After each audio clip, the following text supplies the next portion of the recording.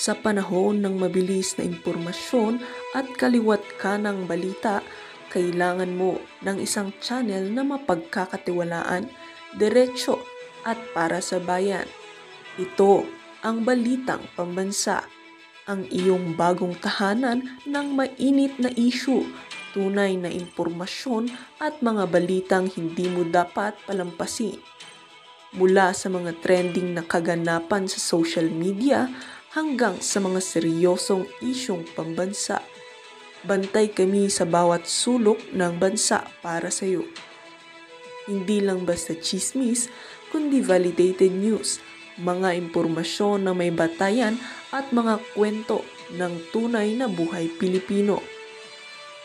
At kung gusto mong laging nauuna sa kaalaman, huwag kalimutang mag-like, mag-share at higit sa lahat, mag-subscribe. Dahil sa Balitang Pambansa, balita mo, boses mo, bayan natin ito.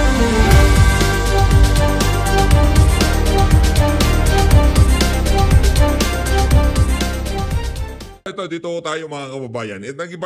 Nag-iba naman ang hihip ng hangin. Ibang klase ho talaga itong si Trililing. Kaya pinagkakamalang kami Trililing eh.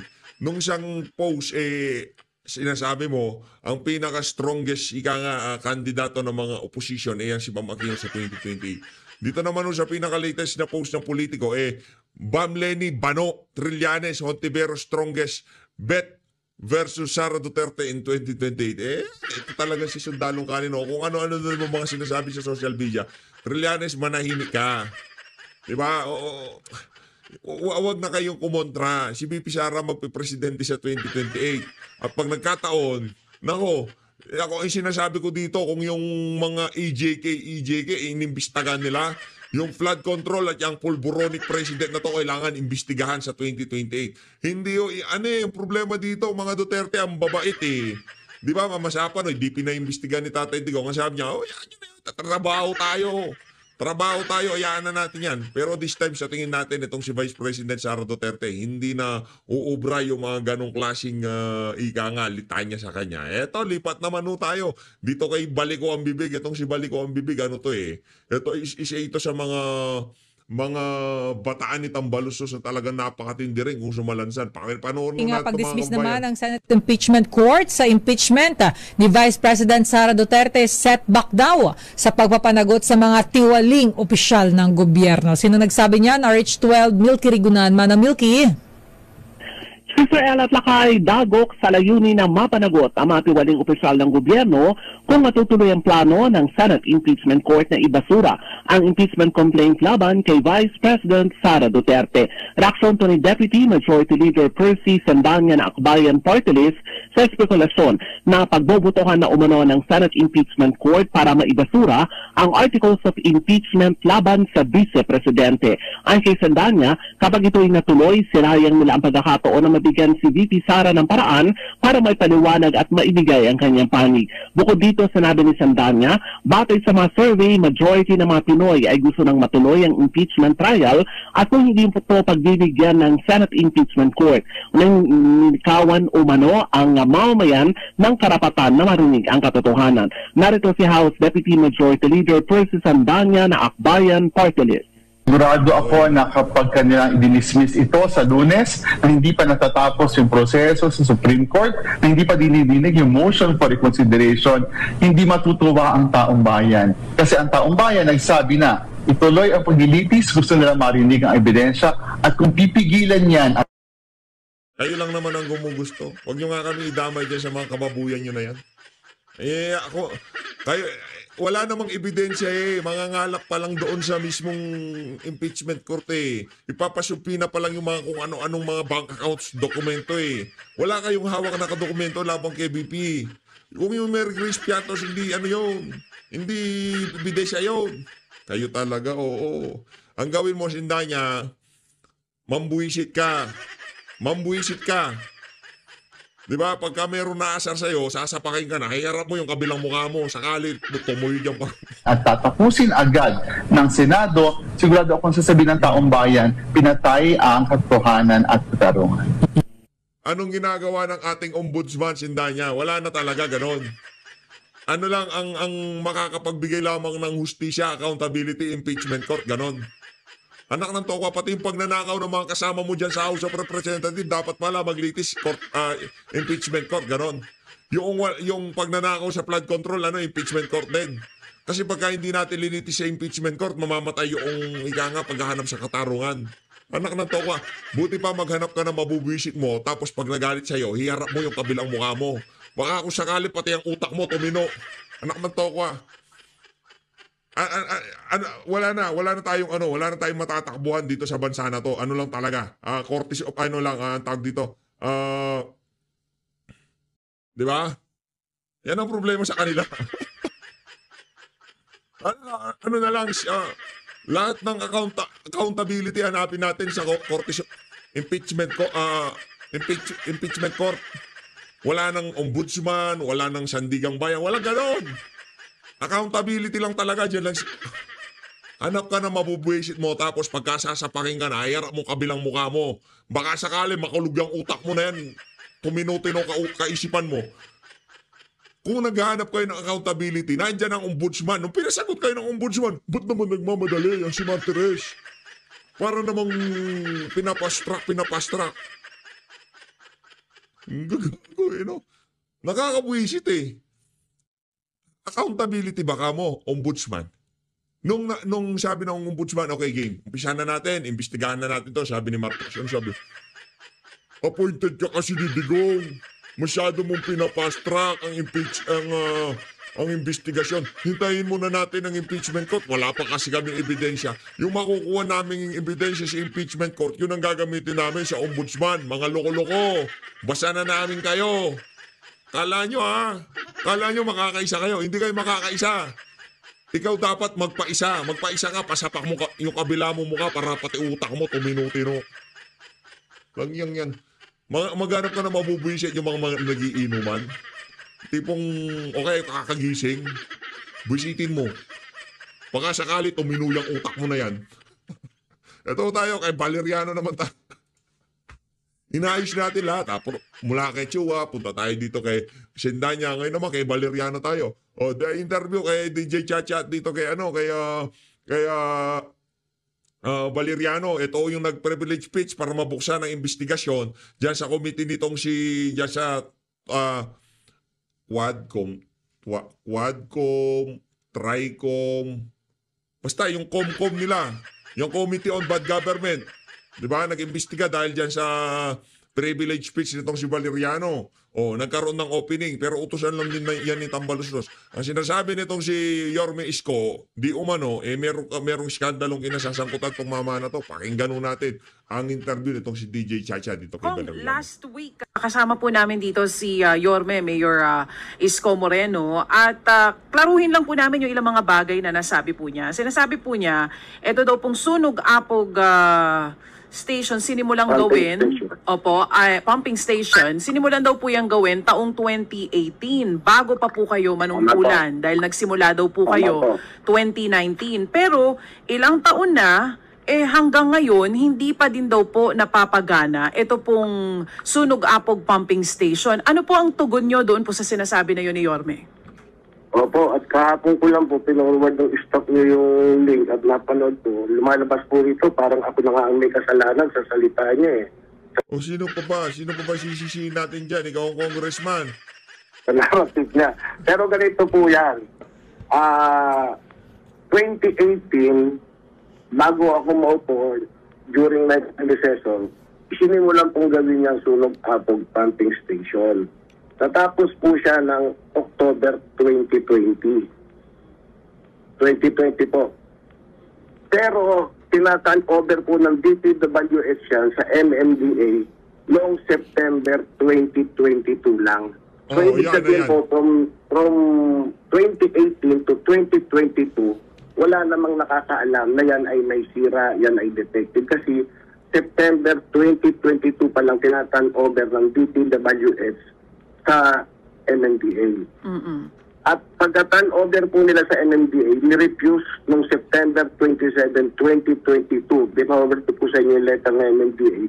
Ni-refuse po nilang i-accept yung turnover kasi defective ang term nila. Meron silang 8 rason na ibinigay kung bakit hindi nila tinanggap yung operation, maintenance, and Hindi tinanggap ng MMDA. Kasi merong problema.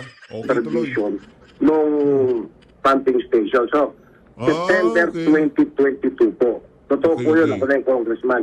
Hindi po natin alam lahat yan. Sila lang po si MMDS, si DPWS. Yung sinasabi niya po na alam naman natin, pinakikialaman ng congressman. Hindi po totoo yun. Malisyoso po yung ganong mga sinasabi niya.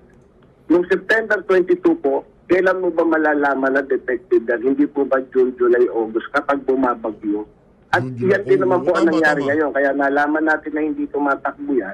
Kasi nga, bumabagyo ngayon at nagbabaha.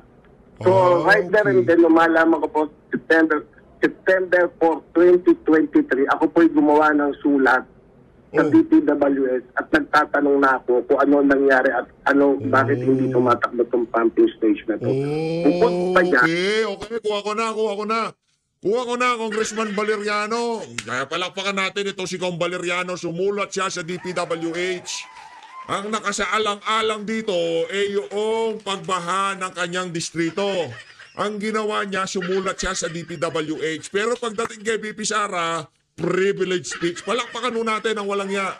Anak ng to. Yan ang sinasabi natin. Gaano ka-hipokrito yung mga politiko na to. Pagkakapakanan ng mga constituent nila ang nakasalang-alang, sulat-sulat lang yan. Sulat-sulat lang yan. Pumping station, magkanong ginasta dyan. 100 milyon. Pero ang ginawa lang ni Barliano, sulat-sulat lang sa DPWH. Bakit hindi gumagana ang pumping station? Tiga-kaga. Di ba? Diyan ako nang gigigil. Di ba? Pagdating doon sa kapakanan ng mga constituent mo, ang malalagay sa alanganin, yung mga nasasakupan mo, inuna mo pa ang politika mo kaysa dyan sa visit na pumping station na yan. Di ba?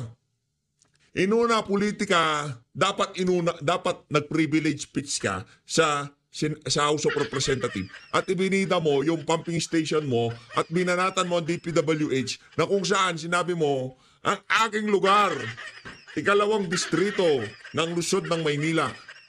Nababaha kami dahil dito sa visit na pumping station na to nagtinayo ng ganitong ahensya sa ganitong halaga at nung dumaan ang baha, hindi gumagana. Diba? Papalakpakan kita dyan. Diba? Pagka ganon.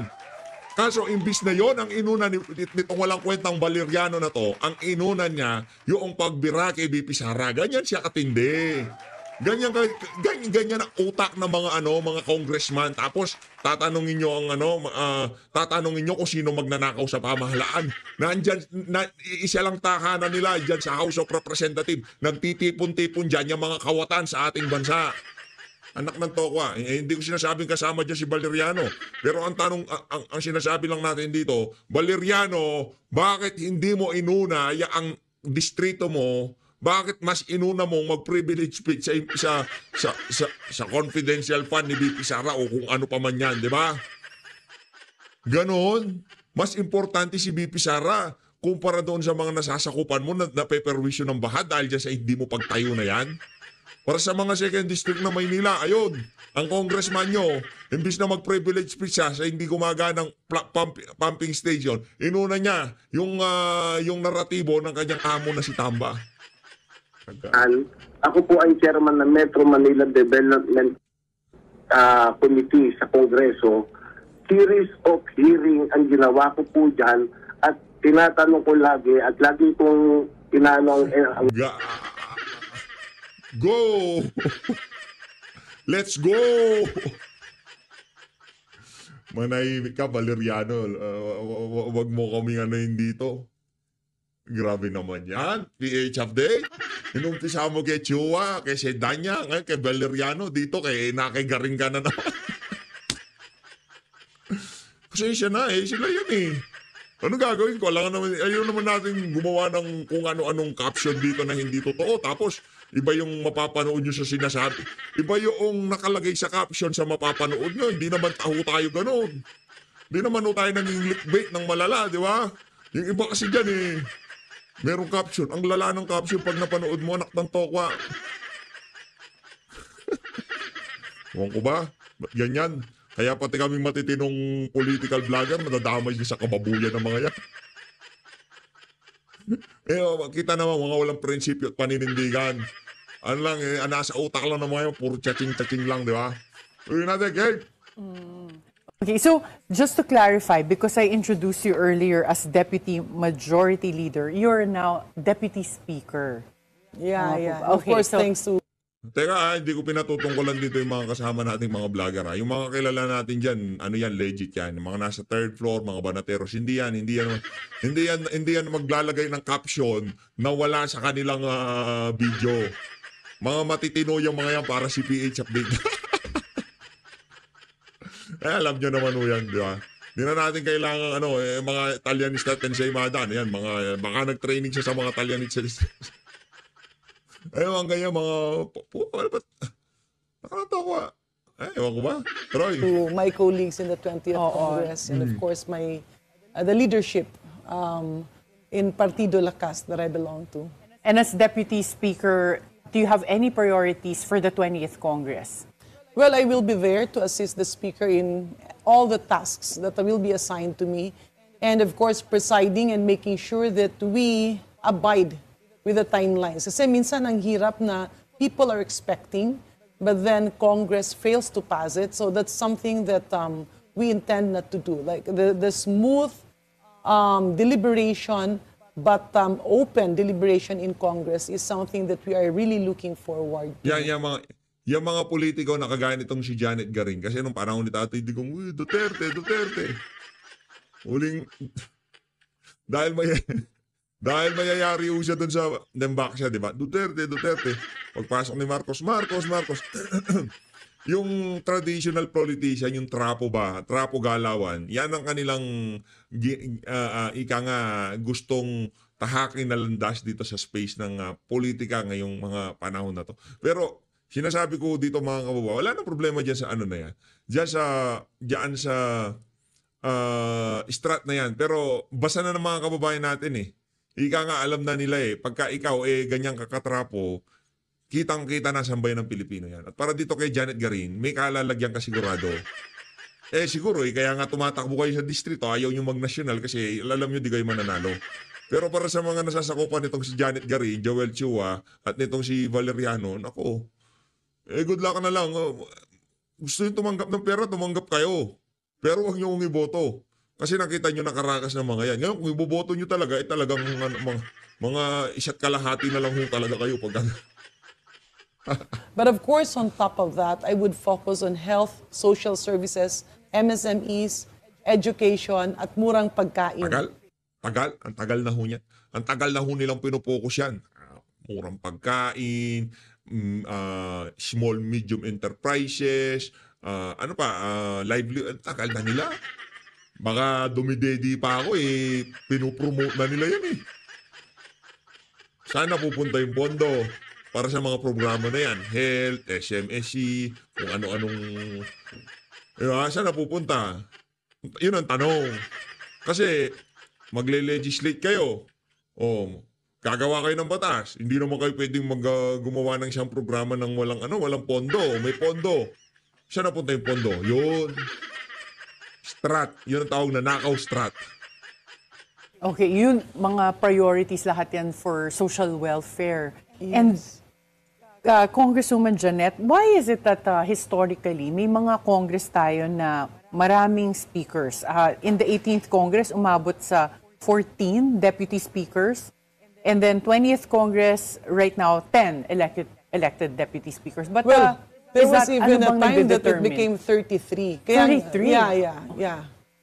Kaya hindi maganda, no? Because, positions in the House, specifically leadership position, syempre, pinag-aagawan yan. And sometimes what happens, it becomes a bargaining tool. And mahirap kasi kapag ikaw ay leader and then you're a people pleaser na pinagbibigyan mo na lang lahat, kasi hindi na yan makapagtrabaho. With power comes accountability, and with position comes responsibility. So it's quite good. Actually, the reforms started way back in 2022 when the deputy speakers from a huge number of 30 plus was reduced to 9. Initially 8, and then it became 9. It's 10 because there's a senior deputy speaker. And ngayon po, do you think that's the ideal number? Mga around 10 lang? Because you said 9. 33, that's too much. Yeah. So 9 That's- including a Because senior. before it was 3 plus 1. It was Luzon, Visayas, Mindanao, and NCR. But then it was very difficult because there are already a lot of issues. There are a lot of deliberations on the floor, in the committee rooms, kasi hindi lang naman dun eh. And you need the participation of the leaders of the House. And there are now a lot of issues that the Speaker has to go to, and he needs a Deputy Speaker to replace him. So marami na yan. So kailangan na somehow it has become almost like regional level. But there are sectoral representations. Somebody has to be there representing the women, representing the... It's like clustered. It's like the cabinet cluster. May additional benefits po ba ang mga deputy speakers, deputy majority leaders for that additional post that they get? Yes, for more additional work, then you get additional perks. Additional money, additional fund. Tuloy-tuloy mo, And Brian. it's not really perks because these are the support staff that will help you in your office. So you get to have more researchers, probably an additional lawyer in your office.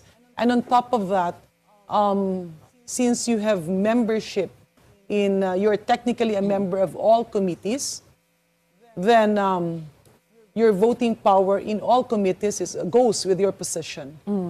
There were speculations before na kaya daw madaming deputy speakers, it's to prepare for a federalist form of government. Would you know if that's true? And now that we've reduced the number of speakers again, meron pa rin bang I think usapan it's not for... true. It was just a reason. But basically, it was more of political accommodation. Para bang positions were dangled, and it was not good because it created a chaotic process inside. Parang nawalan din ng value yung position. Yeah, because it is very prestigious to be deputy speaker. But kung marami na, people were Not saying only before that, na it's parang... also eating up the budget. Because if you have a lot of deputy speakers, let's say you have 30 plus deputy speakers, and you have to provide each deputy speaker an office. So it becomes an additional expense. You have to provide every deputy speaker a complement staff. And then marami yun. With that goes the expenses of how you operate the office, when you travel, when you go around. And in this Congress, even in the 19th Congress, we were being told we really have to reduce it. Kasi ang sinasabi nga ng iba, bakit kailangang bawasan? Ganun na lang marami para wala nang masaktan. Kasi para lahat gusto ng posisyon. Marami ring ma-accommodate, yeah. But then, that will eat up the budget of Congress. And you can see ngayon, with climate change, you have a lot of flooding, typhoon, may mga sakuna right and left. A huge portion of the budget of Congress is being used for feeding programs in evacuation centers, immediate response in terms of calamity, mobilizing people, and hiring additional people who can really do research, feel the pulse of the people, and go around together with other executive agencies so that we can maximize the power of Congress, and that is our oversight powers. So mas kailangan na magamit yan doon. Understandable. Pero wala na po bang usapan na magkaroon pa tayo ng federal form of government or parliamentary type of government? Well, the issue in charter change is still being discussed kasi talagang pumapasok yan, but not really on a new form of government. There are proposals to make the senators sectoral, no? Parang dagdagan ang Senado kasi nga napaka-konti nila. If we look at the balance, we need to pass a lot of laws. There are national laws, there are local laws, but all of this, pagka dumarating sa Senado, talagang hindi natatapos, nabibinbin. Kasi kulang na kulang sila. That's why many of the senators would hold a lot of chairmanship. Okay, so the sectoral representation of members of Senate and additional senators are being discussed. However, me personally, we're more keen on the fact that if we talk about charter change, it should be on the economic side. Let's say logistics. Yeah. Dapat kasi Filipino-owned. Pero kapag ikaw naman nagnenegosyo ng logistics, like say shipping, and you're just in the Philippines, you're a Filipino company, the scope of your business is small. So hindi ka makakabigay ng magandang presyo. Kaya nga kung tingnan mo, Ano to? Kumbaga ito yung portion natin dito sa PH Update na it's joke time. Okay? Ito ang tawag ko dito, it's joke time. Okay? Yung capital nyo, limited lang. limited then. So what we have now is that we have a lot of goods being imported. And importing them, let's say, from Vietnam, from Malaysia, from Indonesia, or even from the US, in Europe, and in China, in Vietnam, lahat ito, napakamura nung cost of bringing them to the Philippines. But within the Philippines, it's very expensive. And that is passed on to every field. Then IT, connectivity. Abangan natin privilege speech nitong si Kong Ungab. Abangan lang natin. Pagkatapos itong video na to, i-upload ko, rekta. But this would require a charter change to change that. Yes, we need to change the Constitution. That's why changing the Constitution and specifically targeting education, connectivity, IT, and even the logistical side, those are very important matters that should be nakahon. What about land ownership po? It's still 60-40 requirement, but it is a big obstacle for corporations, foreign corporations sometimes when they're setting up here. Yes, because when they invest, they would like to invest on the property. I mean, you put up like a multi-billion property on a land that is not yours. It gives them shivers. Siyempre matatakot ang negosyante niyan kasi pag nagloko yung may-ari ng lupa, kasama and they're doon. forced to find a local partner that they can trust. No? And that's a problem because sometimes the local partner would say, "Oh, I'm your partner because I'm a Filipino," but without a contribution in terms of financial contribution and business or technical contribution. So, nagiging mahal yun. Yeah. So, palagay niyo po, may pag-asa pa ba ang charter change? With more information, dissemination to the general. Ako na magsasabi, may pag-asa. Basta hindi si Raulo yung speaker. Si Raulo ba si Martin? Hindi ko naman sinabi si Raulo. Sinasabi ko lang, may pag-asa naman. Ngayon, kung nasa tamang katenuan si Martin, siguro meron chance. Pero kung maglalagay tayo ng speaker ng merong saltik sa utak, malamang hindi matutuloy yung charter change yan. Kasi, isipin nyo mga kababayan, kung yung titimon dyan sa charter change, con-as, kung ano mang kabalbalan yan, kung ang kanilang pinuno dyan sa mababa at mataas na kapulungan, hindi lang speaker pati Senate President. Pagka yung Senate President at Speaker of the House, pagka merong sira sa utak, hindi matutuloy yan, sigurado tayo. Kukontrahin yan ang sambayan ng Pilipino. Pero pagka ang isang leader, ang Speaker of the House at ang Senado, sincero, talagang ang kanyang nasa, mabigyan ng mabuting kabuhayan ang sambayan ng Pilipino. Matutuloy ho yan mga kababayan.